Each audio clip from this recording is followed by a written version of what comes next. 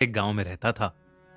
उसकी माँ, जो उसकी सबसे अच्छी दोस्त थी, कुछ साल पहले एक बीमारी के कारण मर गई थी और तब से वो बहुत अकेला महसूस करने लगा था। स्कूल में भी उसके ज्यादा दोस्त नहीं थे और हाइट में छोटे होने के कारण उसकी क्लास के सभी बच्चे उसको हर वक्त परेशान करते रहते थे। पर उस रात राजेश की जिंदगी हमेशा के लिए बदल गई। उस दिन स्कूल में राजेश की क्लास के बच्चों ने उसका इतना मजाक उड़ाया कि राजेश की उनमें से एक से लड़ाई हो गई, जिसकी वजह से सारे बच्चे उसको मारने के लिए उसके पीछे दौड़ने लगे।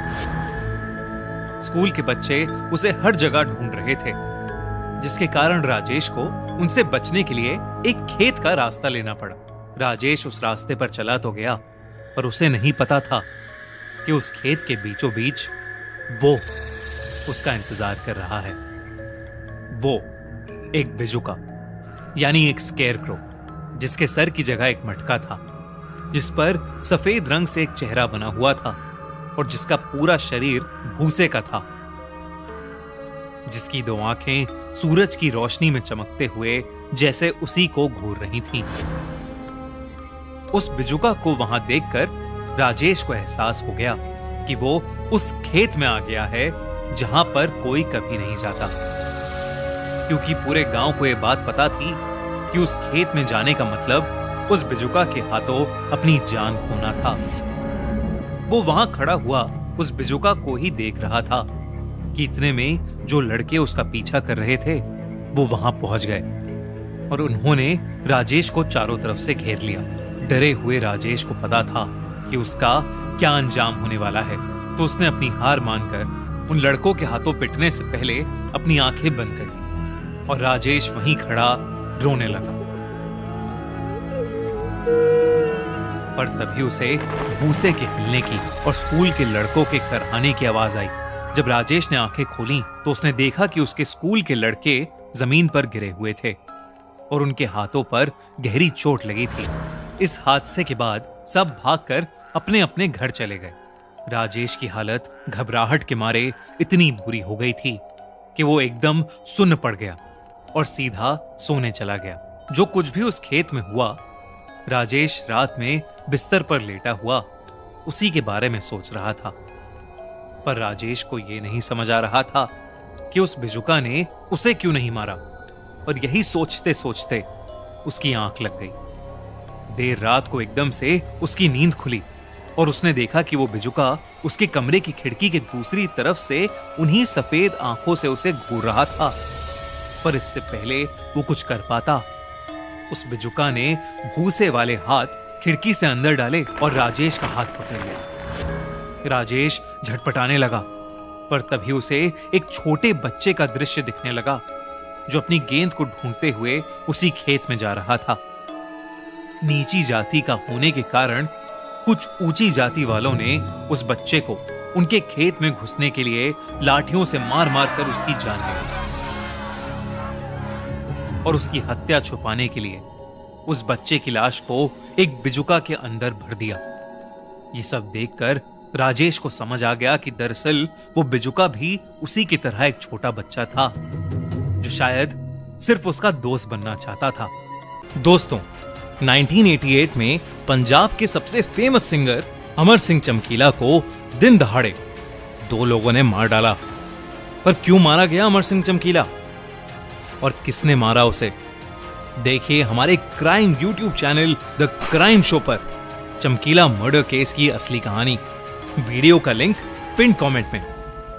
उसकी कहानी जानकर राजेश और बिजुका दोस्त बन गए। पर पिछली रात जो गांव में बच्चों के साथ हुआ था, उसके चलते राजेश के पिताजी, जो कि एक पंडित थे, उन्हें उन बच्चों की आत्मा को शुद्ध करने के लिए बुलाया गया, क्योंकि सबके माँ बाप को डर था कि वो बिजुका उनके बच्चों के पीछे पड़ जाएगा और उन बच्चों को मार डालेगा।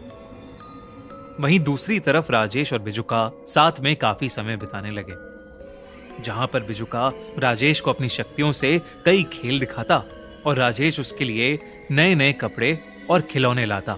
कुछ दिन बाद जब राजेश का जन्मदिन आया तो उसकी क्लास के बच्चे फिर से उससे लड़ने लगे और वो लड़ाई इतनी ज्यादा बढ़ गई कि उनमें से एक ने राजेश की मां की मौत का मजाक उड़ाना शुरू कर दिया, जिसकी वजह से राजेश को इतना गुस्सा आ गया कि उसने बगल में पड़ा डस्टर उस लड़के के सर पर फेंक मारा और वहां से भाग गया। राजेश भागता हुआ स्कूल के पीछे चला गया, जिसके बाद कुछ ऐसा हुआ जिसकी वजह से पूरा गांव हिल गया, क्योंकि उस रात राजेश की क्लास के उन बच्चों को बिजुका के भूसे भरे हाथों ने छाती चीर कर मार डाला। उन बच्चों की मौत के बाद सारे गांव वालों ने सोच लिया कि आज वो उस बिजुका को जलाकर हमेशा के लिए खत्म कर देंगे। सारे गांव वालों ने उस बिजुका को ढूंढना शुरू किया, पर वो बिजुका उन्हें कहीं नहीं मिला। राजेश के पिता जब रात को घर पहुंचे तो राजेश घर पर नहीं था। उन्होंने आसपास देखा, तब भी उन्हें राजेश कहीं नहीं दिखा। वो बहुत डर गए और हाथ में मशाल लिए उसे हर जगह ढूंढने लगे। जब राजेश कहीं नहीं मिला तो वो थक हार कर अपनी बीवी की मनपसंद जगह पर जाकर बैठ गए और अपने बेटे को खोने के दुख में फूट फूट कर रोने लगे। उन्हें लगा कि वो बिजुका उनके बेटे को भी कहीं ले गया है। तभी उन्हें राजेश की आवाज सुनाई दी और उन्होंने देखा कि राजेश के साथ वही बिजुका था, पर उन्हें नहीं पता था कि राजेश उस बिजुका को खुद गांव वालों से बचाकर वहां लाया था। राजेश उस बिजुका से बात कर ही रहा था कि तभी उसके पिताजी मशाल लेकर एकदम से उनके सामने आ गए और उस बिजुका की तरफ अपने बेटे को बचाने के लिए मशाल लेकर आगे बढ़ने लगे। इससे पहले वो कुछ कर पाते, उस बिजुका ने अपने भूसे वाले हाथों से उसके पिताजी को जकड़ लिया। राजेश चिल्लाता हुआ उस बिजुका से अपने पिता को छोड़ने की विनती करने लगा, पर बिजुका उन्हें छोड़ ही नहीं रहा था। तो राजेश ने नीचे गिरी हुई मशाल उठाई और अपने पिता को बचाने के लिए अपने सबसे अच्छे दोस्त को आग लगा दी। जलते हुए बिजुका ने राजेश के पिताजी को अपनी पकड़ से छोड़ तो दिया, पर तब तक राजेश के पिता की सांसें खत्म हो चुकी थीं।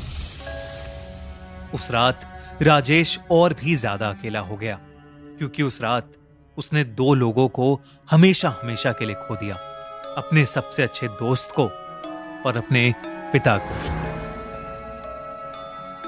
एंड स्क्रीन पर क्लिक करो और देखो चमकीला मर्डर केस की रियल स्टोरी सिर्फ द क्राइम शो पर।